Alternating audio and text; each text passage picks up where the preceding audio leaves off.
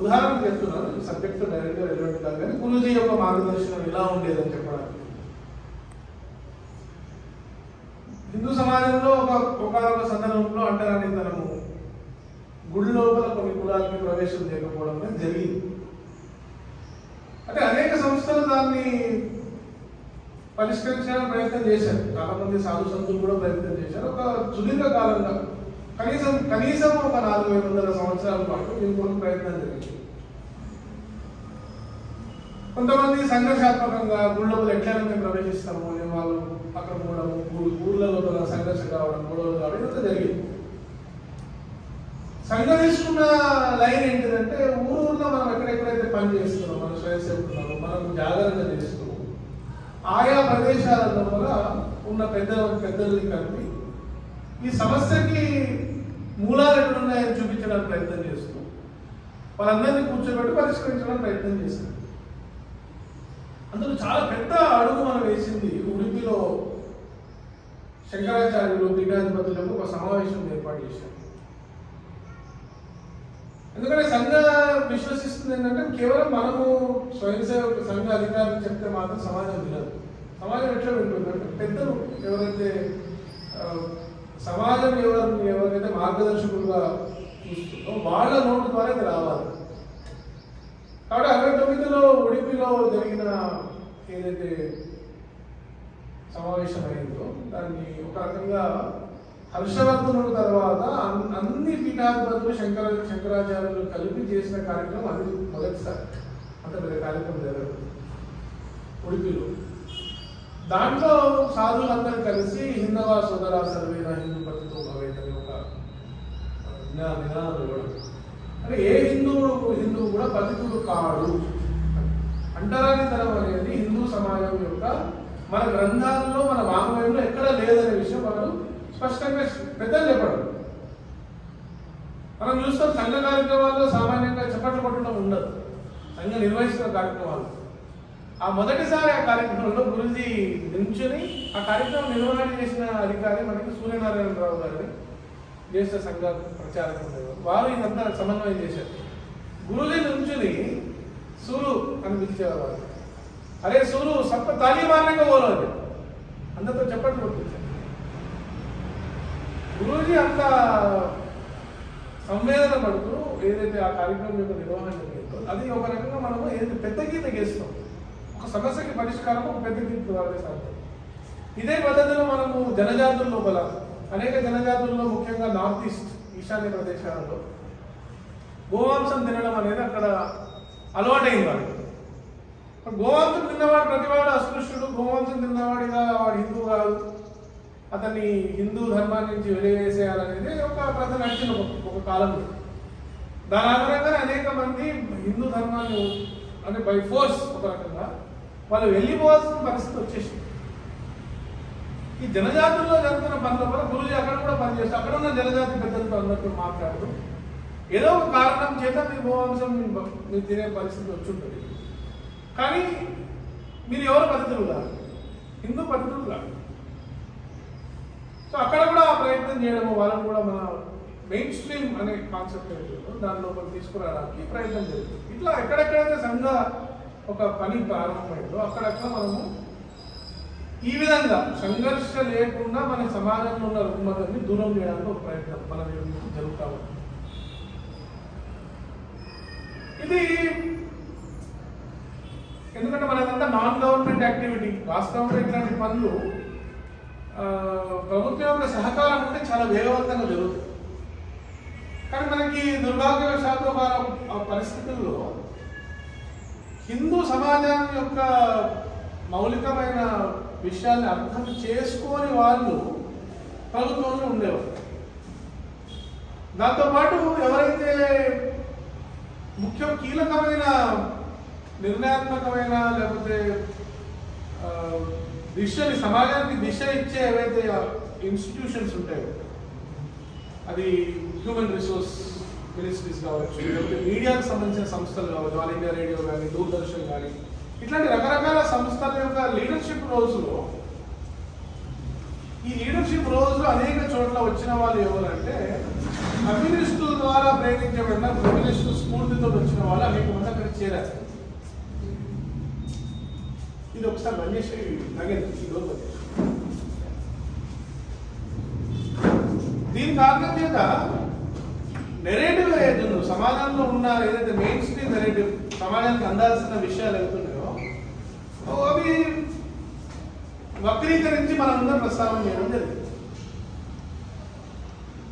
So ఒకవైపు ఇట్లాంటి మన ప్రయత్నాలు జరిగినప్పటికీ కూడా ఇంటెలిజెన్షియా ఏదైతే అంటారు, ఎవరైతే సమాజానికి మార్గదర్శకులుగా వ్యవహరిస్తారు అంటే దాంట్లో సివిల్ సర్వెంట్స్ కావచ్చు, దాంట్లో సమాజం లోపల అకాడమిషియన్స్ కావచ్చు, ప్రొఫెసర్స్ కావచ్చు, ఈ సెగ్మెంట్ అంతా కూడా మెజారిటీ నాన్ హిందూ లేకపోతే నాన్ నేషనల్ వ్యూ తోటి స్పందన పొందిన వాళ్ళు అయిపోయారు.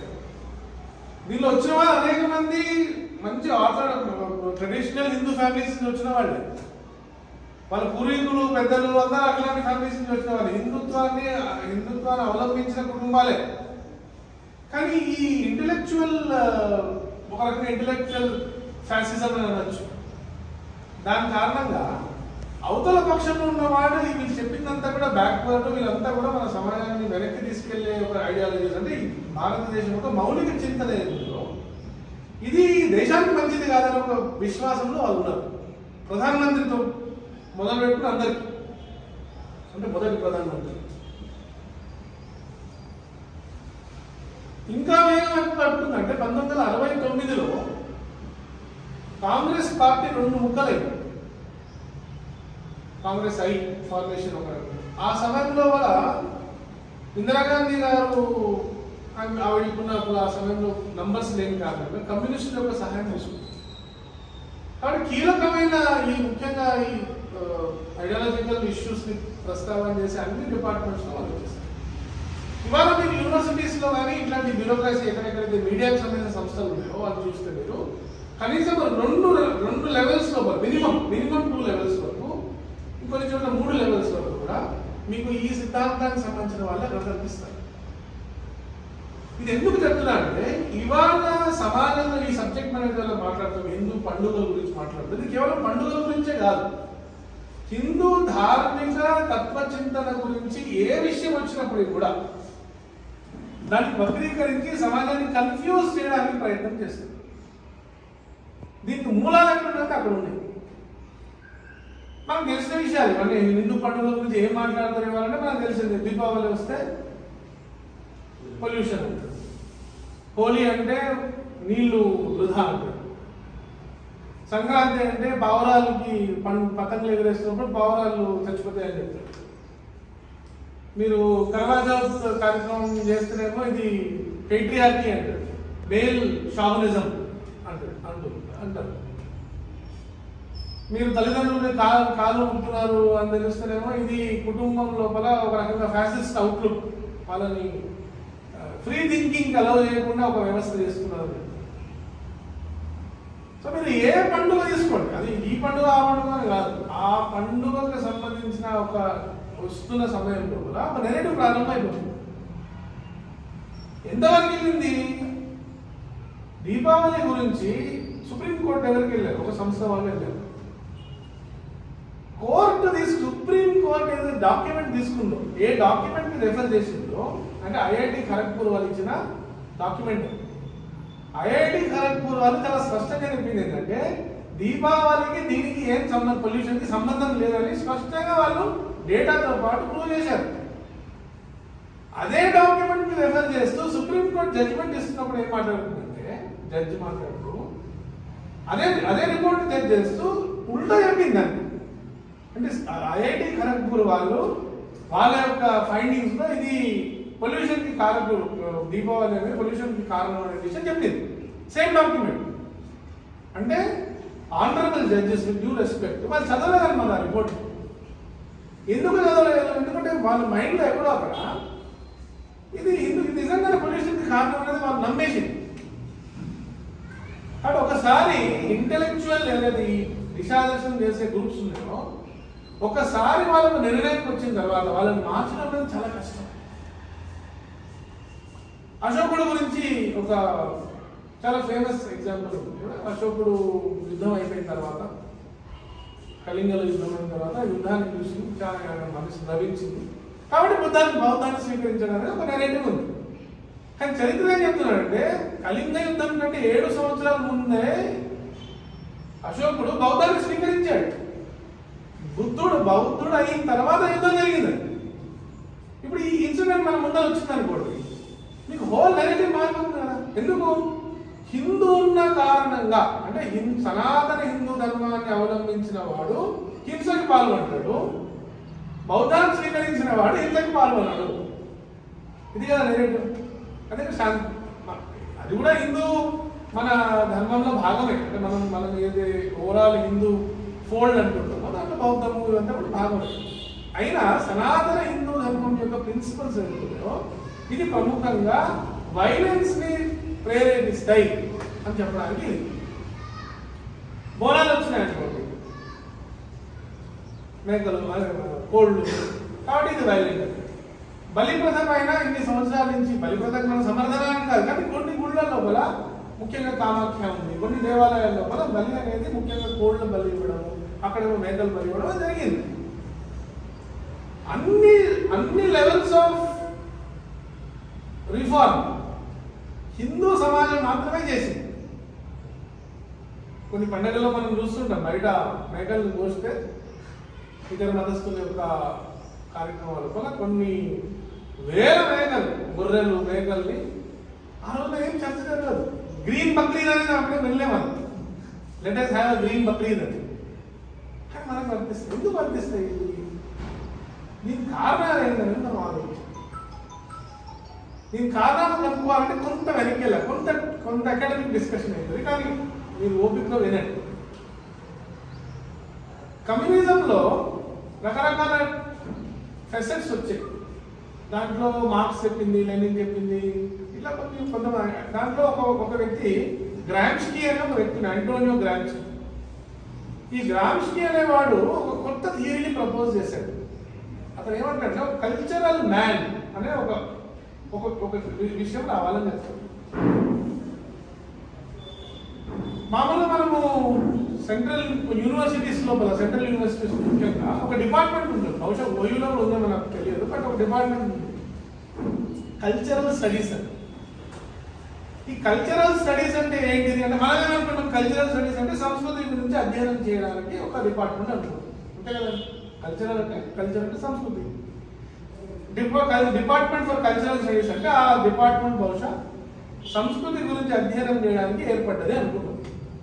కానీ కల్చరల్ స్టడీస్ యొక్క మూలాలు కమ్యూనిజంలో ఏమంటే, cultural studies is to study the culture of a nation to destroy the culture, అంటే డీకన్స్ట్రక్షన్ ఆఫ్ దట్ కల్చర్. ఎందుకంటే ఏ సంస్కృతి కారణంగా అయితే ఆ జాతి నిలబడ్డదో ఆ సంస్కృతి ఉన్నంత వరకు ఆ వ్యక్తి లోపల ఫ్రీ థింకింగ్ రాదు, స్వేచ్ఛగా ఆలోచన చేయడం అనేది సాధ్యపడదు. దీన్ని అర్థం చేసుకోవాలంటే కుటుంబం ఉందనుకోండి, కుటుంబానికి పరంపర ఉంటుంది. ఆ కుటుంబంలో పుట్టిన పిల్లవాడు సామాన్యంగా కుటుంబ వారసత్వము, పరంపర గురించి అతనికి ఒక రకమైన ఆత్మీయత ఉంటుంది. మీరు దానికి వ్యతిరేకంగా చెప్పిననుకోండి, వాడు ప్రతిఘటిస్తారు. అరే మా కుటుంబం గురించి అంటారు, మా తాత గురించి ఇట్లా ఉన్నావా అంటారు. సో ఈ సేమ్ థింగ్ సంస్కృతి కూడా వర్తిస్తుంది. ఒక సంస్కృతి యొక్క వారసులు ఎవరైతే ఉన్నారు, ఆ సంస్కృతి కనుక మీరు క్వశ్చన్ చేసి, ఆ సంస్కృతిని కనుక మీరు అవహేళన చేస్తే, ఆ వారసుడు ఎవరైతే ఆ పరంపరకు సంబంధించిన వ్యక్తి ఉన్నాడో అతను ప్రతిఘటిస్తుంది. కాబట్టి దాని కారణంగా ఏంటిది, ఆ వ్యక్తి కమ్యూనిజం చెప్పే సిద్ధాంతాన్ని స్వీకరించడం అంత సాధ్యం కాదు.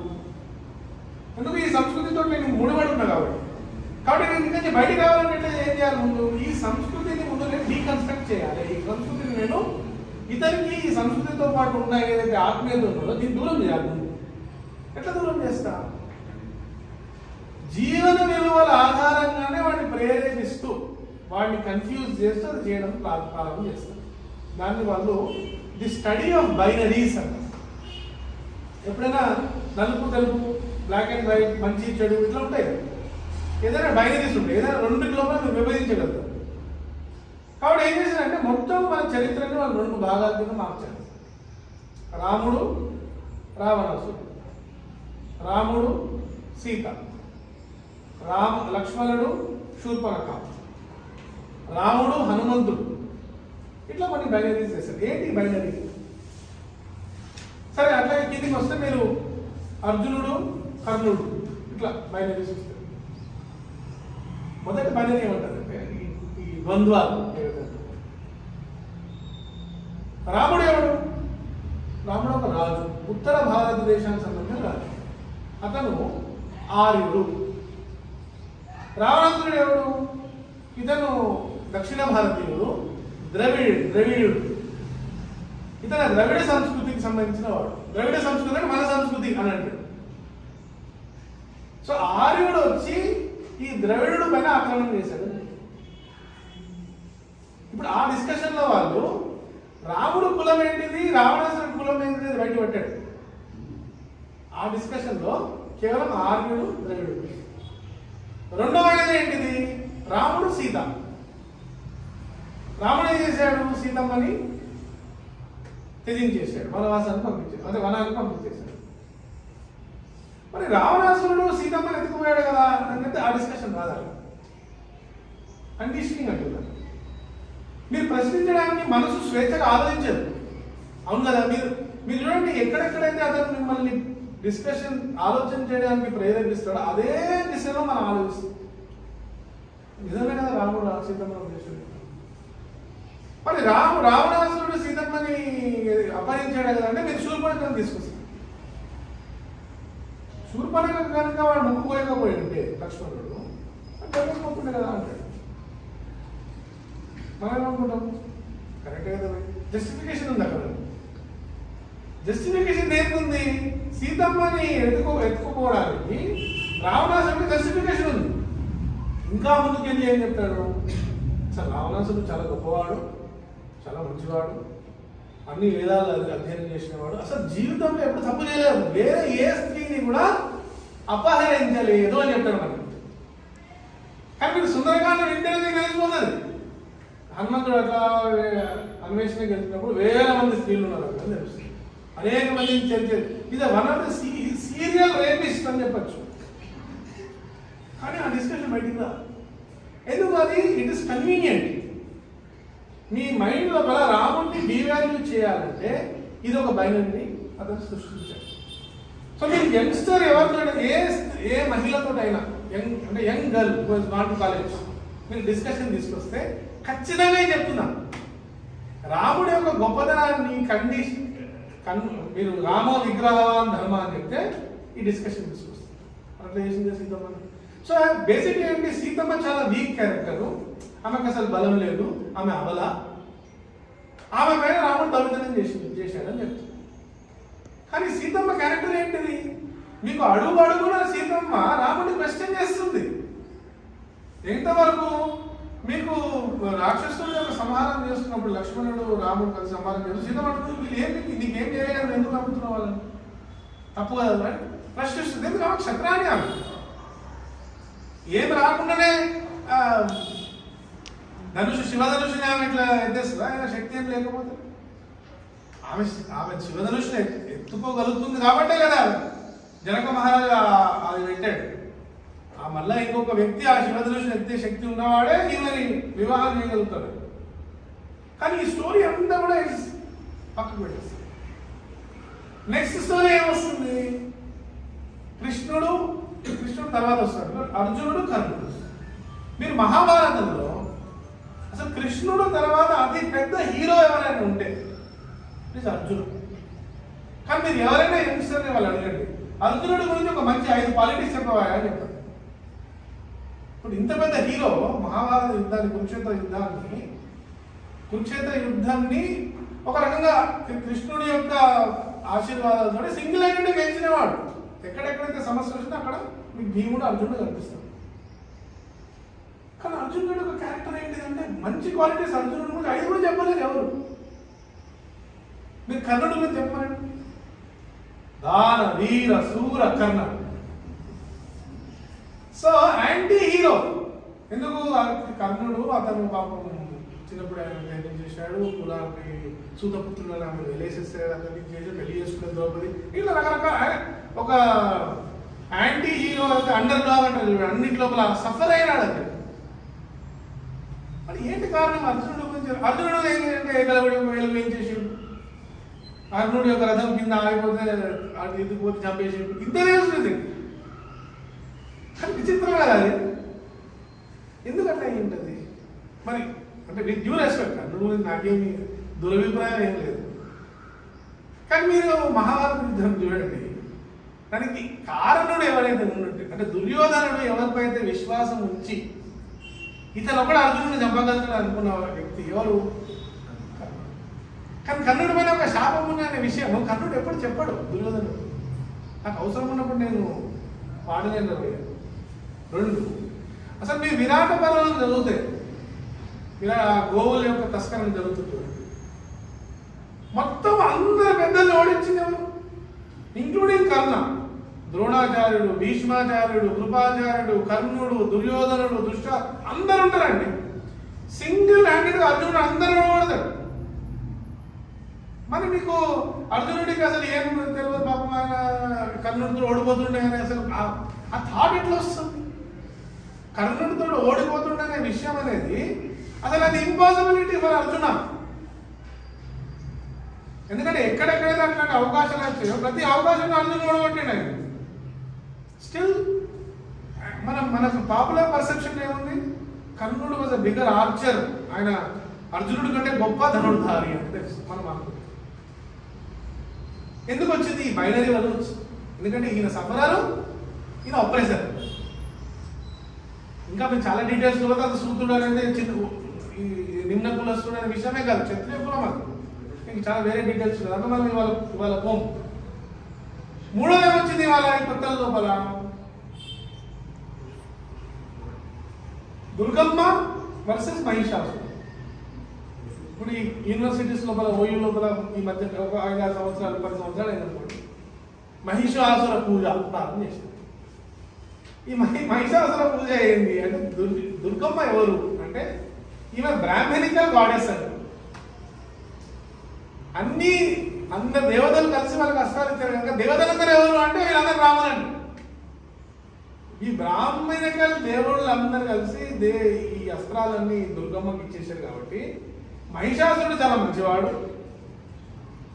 అసురుడికి రాదు. అతనికి ఆయన పైన ఈ బ్రాహ్మణికల్ దేవి దౌర్జన్యం చేసింది.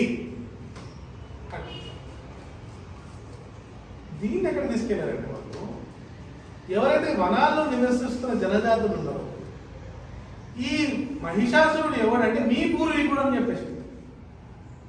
సో ఇవాళ కొన్ని జనజాతుల లోపల ముఖ్యంగా జార్ఖండ్ ఏరియాలో వాళ్ళు నమ్మడం ప్రారంభం చేశారు. మా పూర్వీకుడు మహిషాసురుడు అంటే హిందూ దేవుళ్ళని పూజించే వాళ్ళు మా పైన ఆక్రమణ చేశారు. ఇది ఒక ఫాల్ట్ లైన్ నిర్మాణం చేశారు. సో ఈ కల్చరల్ స్టడీస్ యొక్క మెయిన్ ప్రిన్సిపల్ ఏంటంటే to divide the culture into binaries. వీడు పాజిటివ్, వీడు నెగిటివ్. ఇది వాళ్ళకి ఇష్టం వచ్చినప్పుడు అది ట్విస్ట్ కూడా చేయగలుగుతారు. వాళ్ళకి ఎప్పుడు అవసరం ఉంటే దాన్ని ఇటు మార్చగలుగుతారు. ఎందుకంటే ప్రతి బైనరీలో కింద వరకు రావచ్చు. మీరు శివాజీ మహారాజు వరకు దాన్ని వాళ్ళు తీసుకొచ్చారు. ఎక్కడ వరకు వెళ్ళారు? మీకు శివాజీ మహారాజు దౌర్జన్యకారి. ఏం చేసిండు శివాజీ మహారాజు అంటే శివాజీ అఫ్జల్ ఖాన్ చెప్పాడు కదా, మనమే తింటాము. అఫ్జల్ ఖాన్ ముందే తలవారు తీసుకొచ్చేసి చెప్పారు. పాపం అఫ్జల్ ఖాన్ కౌగిలించుకోవడానికి వచ్చేట్టు ఇదేమో చెప్పట్టు చేసి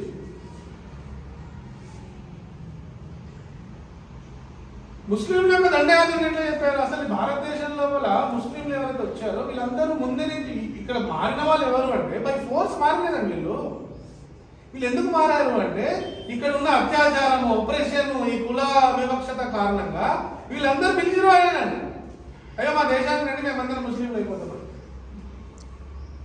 ఇది నెగటివ్. కానీ చరిత్ర ఏం చెప్తుంది? మారిన వాళ్ళ లోపల సోకాని నిమ్న కులస్తులు ఎవరైతే పిలుస్తారో, ఇవాళ ఎవరైతే నిమ్న కులస్తులు పిలుస్తారో వాళ్ళు ఎవరు మారలేదు. అంటే చాలా తక్కువ పర్సెంటేజ్ మారారు. ఇవాళ మనం చూస్తున్న బంగీ కమ్యూనిటీస్ ఇట్లాంటి కమ్యూనిటీస్ ఏవైతున్నాయో ఈ కమ్యూనిటీస్ ముందు మన దేశంలో లేవు. ముస్లింల యొక్క దండయాత్ర సమయం లోపల మతం మారని వాళ్ళు మేము ఏదైనా పని చేయడానికి సిద్ధపడతామంటే వాళ్ళకున్న ఈ జనాలు ఉన్నాయి కదా, ఒక్కొక్కడికి 400 పిల్లలు ఉంచుకున్న వాళ్ళు వీళ్ళందరూ యొక్క దొడ్డికలు ఎత్తడానికి వీళ్ళు సిద్ధపడ్డారు బంగీలు. బట్ నెగటివ్ ఏంటిది? నిన్న కులస్తుల పైన జరిగిన అత్యాచారాల కారణంగా వాళ్ళు ముస్లింలని పిలుచుకున్నారని చెప్పి ఒక నెగటివ్ని వాళ్ళు ప్రారంభించారు. ఇది బైనరీ. సమాజం లోపల అడుగు అడుగున సమాజం లోపల ఈ విద్వేషాన్ని సృష్టించడానికి హిందువుల మధ్య లోపల సాంస్కృతిక డివైడ్ క్రియేట్ చేయడానికి, విభజన క్రియేట్ చేయడానికి ఇది ఒక ప్రయత్నం. ఇది కల్చరల్ స్టడీస్ యొక్క మౌలికమైన పని. రెండో పని ఏమంటే రెసిస్ట్, రిబెల్ అండ్ రిజెక్ట్. ఇది థియరీ. 3 R's అంటే ముందేం చేయాలి? మీరేమైనా పండుగని మీ ముందర పెట్టినప్పుడు ముందు మీ ప్రసాదం నేను I don't believe in ritual అన్నట్టు, నేను ఏమంటారు పూజలు పునస్కారాలను విశ్వసించాను అని చెప్పేసి ఒకటి ఫస్ట్. రెండోది ఏం చేస్తాడు? రిజెక్ట్ చేస్తాడు. రెజిస్ట్ ముందు అయిపోయింది, రిజెక్ట్ చేశాడు. ఉద్దేశం మీరు కొంత ఇన్సెన్స్ చేసి రిజెక్ట్ చేస్తారు. జస్ట్ ప్రసాదం అంటే చిన్న విషయం, ఇది మీకు ఏ జీవన విలువలకైనా అది వర్తిస్తుంది. మూడో స్టేజ్ అయితే రిబల్ చేయడం. అంటే ఈ సంస్కృతి అంతా దీని యొక్క చరిత్ర ఉంది, ముందు నుంచి వేల సంవత్సరాల నుంచి అత్యాచారాలు ఇవన్నీ ఉన్నాయి కాబట్టి నేను దీన్ని తెగిస్తున్నా అంటాడు.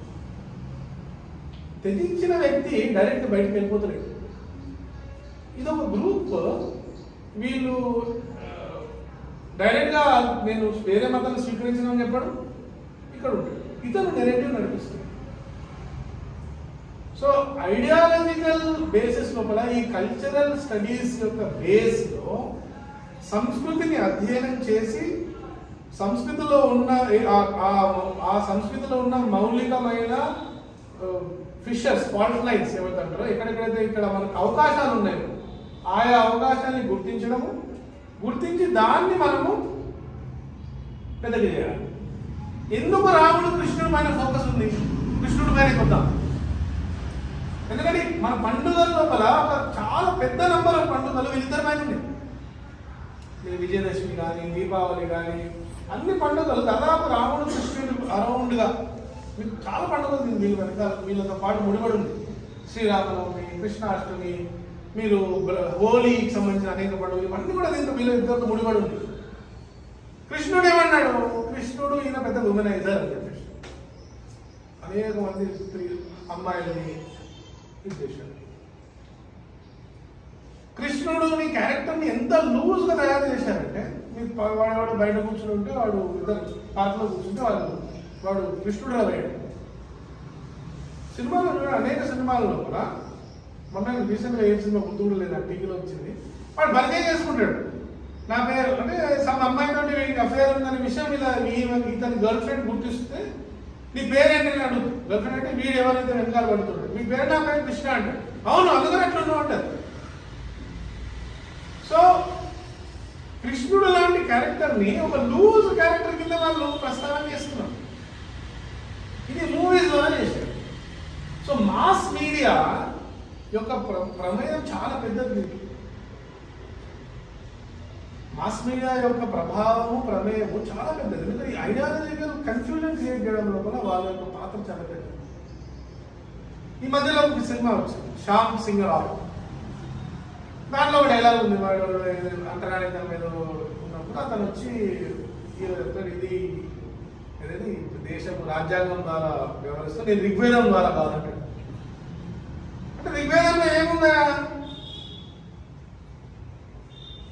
ఋగ్వేదంలో ఏముంది చెప్పాడు? అదేం చెప్పలేదు. సంగచ్చత్వం సంవదత్వం సంభో మనాంసి జానతాం దేవాభాగై యథా పూర్వే సంజానానా ఉపాసన సమానో మంత్ర సమితి సమానం. ఇట్లా మన మంత్రం ఉంది. ఏమంటుంది మంత్రం? కలిసి ఆలోచిద్దాం, కలిసి నడుద్దాం, కలిసి ప్రయత్నం చేద్దాం, కలిసి పూజిద్దాం, ఇట్లా అన్నీ ఉన్నాయి మనకి. ఒక సూక్తి ఋగ్వేదం నుంచి పృథ్వీ సూక్తం తీశాడు. దానిలో అతను చెప్పాడు, నా కాళ్ళ ద్వారా శూద్రులు వచ్చారు, కటి ద్వారా వైశ్యులు వచ్చారు, భుజాల ద్వారా ఇది వచ్చారు, తల ద్వారా బ్రాహ్మణులు వచ్చారు చెప్పాడు. ఇది శ్లోకం. నా నెక్స్ట్ శ్లోకం ఏముంది? కాలు నా పృథివీ అంటాడు, పృథివీ కాలు ద్వారా వచ్చింది, అగ్ని ఫలానా చోటు నుంచి వచ్చిందని చెప్తాడు. అంటే ఇది సింబాలిజం కదా, ప్రతిదీ మానవ రూపంలో చూసి చెప్పడానికి అర్థం. మానవుడు అర్థం చేసుకుంటాడు కాబట్టి చెప్పాడు.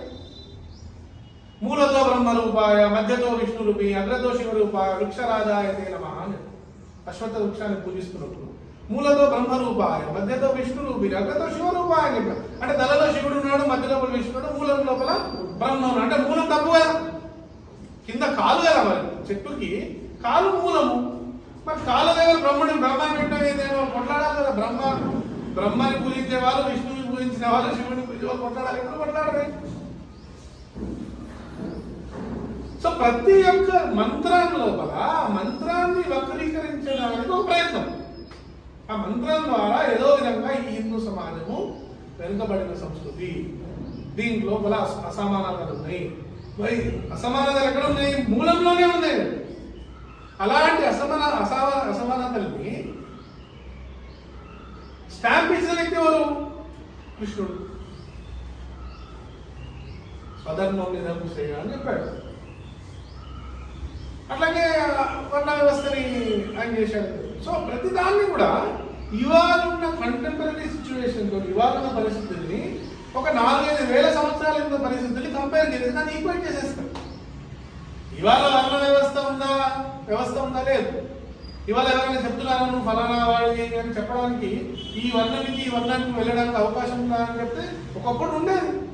ఒక మనిషి ఒక వర్ణం నుంచి ఇంకో వర్ణం లోపల మూవ్మెంట్ అలా ఉంటుంది, జాతి నుంచి అలా ఉంటుండే. ఒక జాతి నుంచి మీరు ఇంకొక జాతి లోపల, ఒక కులం నుంచి ఇంకొక కులం లోపల మూవ్ కావాలంటే ఒక 12 సంవత్సరాల అప్రెంటిస్షిప్ ఉంటుండే మన దగ్గర. అది ఒక ప్రాసెస్ ఉండే. You can change caste. ఇవాళ క్యాస్ట్ అనే పదం తప్పు పదం, కానీ జాతిని కులాన్ని మీరు మారడానికి అవకాశం ఉండే. ఎప్పుడు వరకు ఉండే? 1911 వరకు ఉండే అండి. బ్రిటిష్ వాళ్ళు వచ్చిన తర్వాత ఫుల్ స్టాప్ పెట్టేంత వరకు మన దేశం లోపల ఒక కులం నుంచి ఇంకో కులం లోపల వెళ్ళడానికి మీకు అవకాశాలు ఉండేవి. వెళ్ళిన వాళ్ళు తక్కువ, అది వేరే విషయం. ఎందుకంటే నా కులం వదలని నాకు లేదని వెళ్ళలేదు. సంభవం ఇదంతా పెద్ద ఒక విచిత్రమైన ఒక వ్యవస్థ. ఈ వ్యవస్థ అంతా కూడా ఆపరేషన్ వరకు బీజాలు వేస్తున్న వ్యవస్థ అనేది ఒకటి వాళ్ళు ప్రచారం చేశారు. ఇది మౌలికమైన విషయం. సో ఈ కల్చరల్ స్టడీస్ ని మనం అర్థం చేసుకుంటే ఈ బైనరీస్ వీళ్ళు చెప్తున్న విషయాలు ఏమున్నాయి, దీని యొక్క రూట్స్ ఎక్కడ ఉన్నాయి. ఈ సెంటర్ ఫర్ కల్చరల్ స్టడీస్ జర్మనీలో ప్రారంభమైంది. అంటే ముందు యూరోప్లో ప్రారంభమైంది. ఇంగ్లాండ్ లోపల సీట్స్ ఉన్నాయి, జర్మనీలోకి వెళ్ళి అక్కడ నుండి ఇవాళ దానికి ఒక కేంద్రం యుఎస్ లో అనేక యూనివర్సిటీస్ లోపల, ముఖ్యంగా కొలంబియా యూనివర్సిటీ ఉంది. ఆ యూనివర్సిటీలో దీని యొక్క బేస్ ఉంది.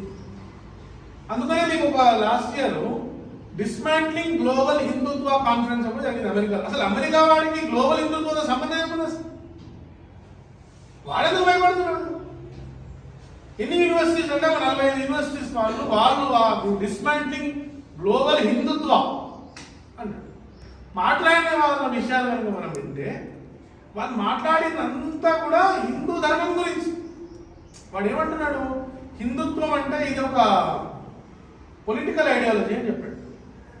కానీ వాళ్ళు వాస్తవంగా వాళ్ళు టార్గెట్ ఏది ఉంది? హిందూ ధర్మం. కాబట్టి వాళ్ళ వ్యూలో వాళ్ళు చాలా క్లియర్ ఉన్నారు. హిందుత్వం అనేది కేవలం మనము ఒక టార్గెట్ ప్రాక్టీస్ కొరకు ఆ పదాన్ని సృష్టించాము. కానీ వాస్తవమైన టార్గెట్ ఈ ధర్మం, సనాతన ధర్మం. సనాతన ధర్మాన్ని కొట్టాలంటే ఈ హిందుత్వం అనే ఒక మధ్యలో భోగి అంటారు, స్ట్రామ్యాన్. మనము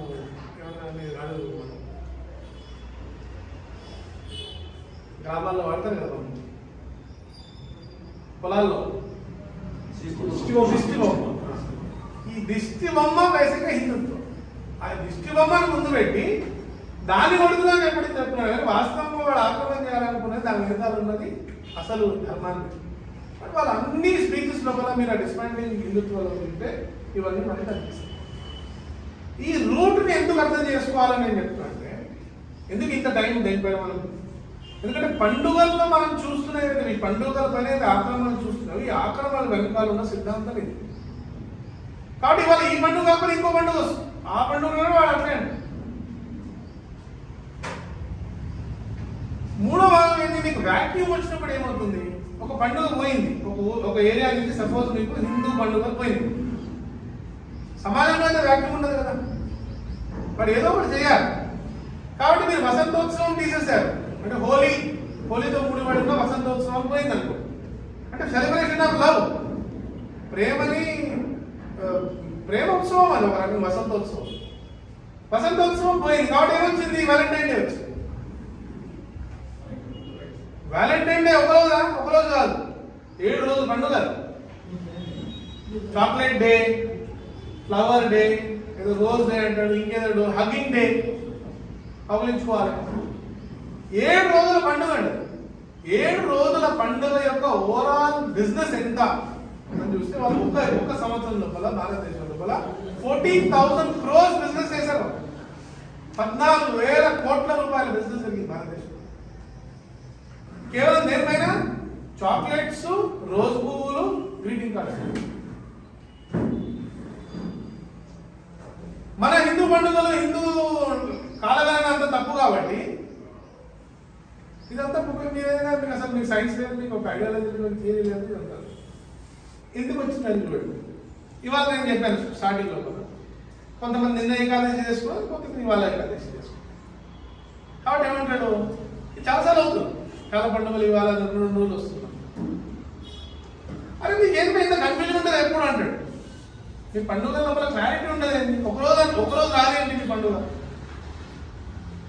మన యంగ్స్టర్స్ కూడా కాలేజ్ పోయి వాళ్ళకి కూడా ఏం వస్తుంది, ఏమండి మనకి పండుగ ఇవాళ రేపు ఎప్పుడు కన్ఫ్యూజన్ ఎందుకు ఉండదు. ఇట్లా ఎందుకు ఉందంటే మనం 2 క్యాలెండర్స్ ని మ్యాప్ చేస్తున్నాం.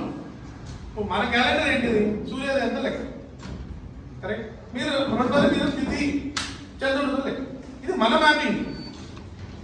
మనం ఏం చేస్తున్నాము, వాళ్ళ యొక్క క్యాలెండర్ ఏది ఉన్నదో ఆ క్యాలెండర్ తోటి మన పండుగని మ్యాప్ చేయడానికి ప్రయత్నం చేస్తున్నాం. ఉదాహరణకి శ్రీరామనవమి ఎప్పుడు, ఏ నెలలో వస్తుంది? ఏప్రిల్ రాదు కదా.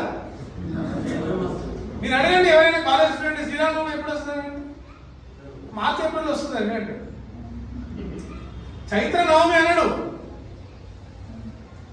విజయదశమి ఎప్పుడు వస్తుంది? అక్టోబర్లో వస్తుంది అంట. ఆశ్వేయ శుద్ధ దశమి అని చెప్పడు. ఎందుకు?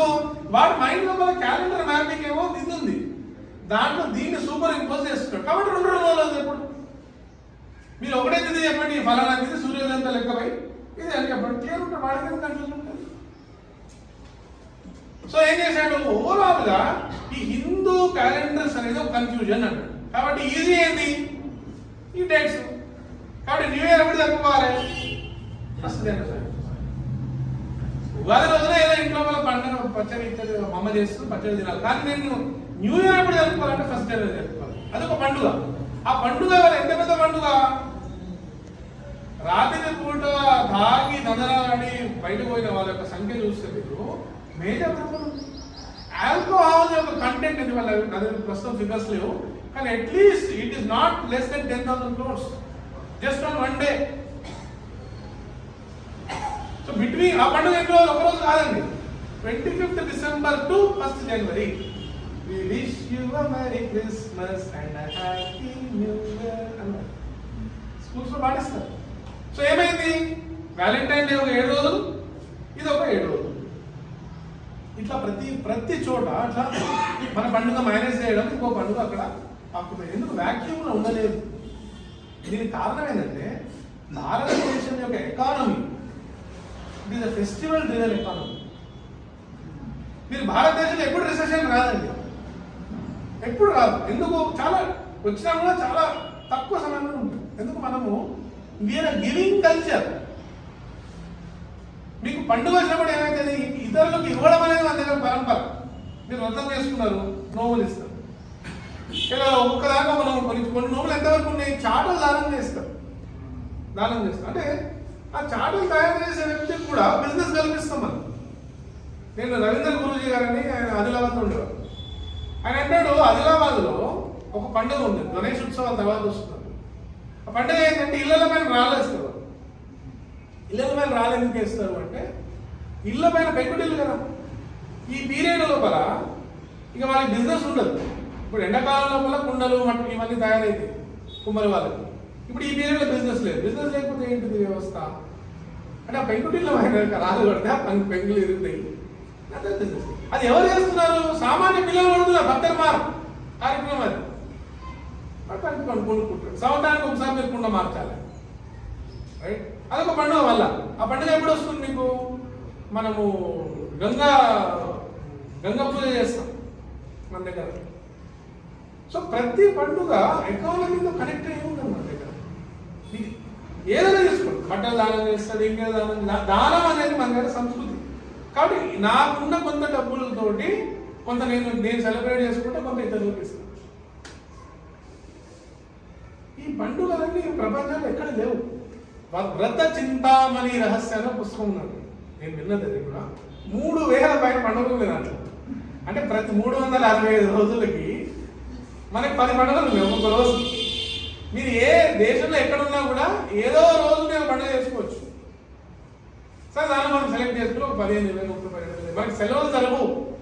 అంటే వాడికి ఒక సెలవు ఇచ్చింది, వాడు రంజాన్కి ఇచ్చింది, మన దగ్గర 10 పండుగలు ఉన్నాయి.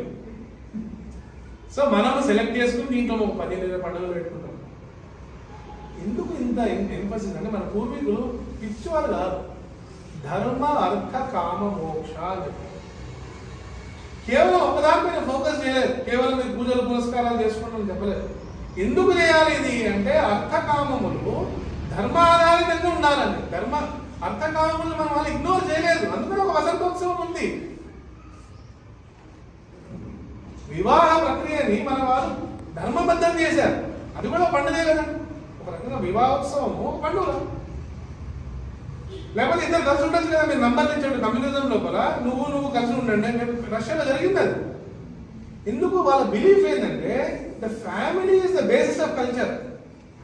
ఫ్యామిలీ డిస్ట్రాయ్ అయ్యేది, కుటుంబం డిస్ట్రాయ్ అయ్యేది, కల్చర్ డిస్ట్రాయ్ అయ్యేది, సంస్కృతి నాశనం అయ్యేది. సంస్కృతి నాశనం అయినప్పుడు కల్చరల్ మ్యాన్ ఎవాల్వ్ అవుతాడు.